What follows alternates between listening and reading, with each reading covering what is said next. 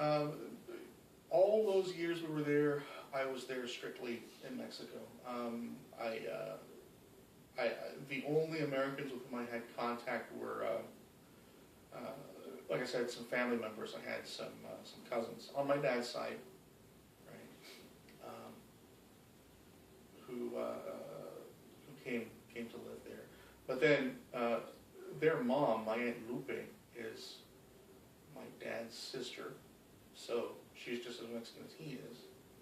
And her husband, Carlos, he was born in Mexico as well.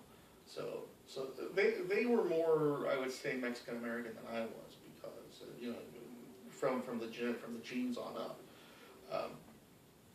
But they were about my age, and they had been in the States more recently. So my cousins were like my main connection to American culture. You know,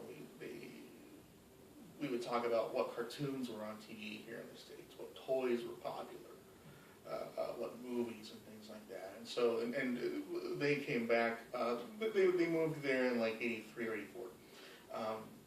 So they had, like, you know, E.T. books in English, and so forth and so on.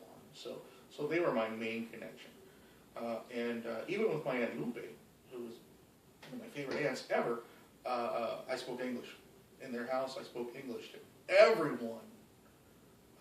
Her two sons, their daughter, or her daughter rather, except for my Uncle Carlos, I spoke Spanish to him, which was kind of interesting. I mean, we all understood each other, but when I was talking to Aunt Lupe, like if we were sitting at the table or something, I would turn to Aunt Lupe and say, "Hey, Aunt Lupe, did you see blah, blah, blah, blah, blah, blah," and then I would turn to my Uncle Carlos and say, "See, Tio Carlos, mira que esto y otro," and it was just kind of weird the way we would do that. I hadn't really thought about that until just now, actually.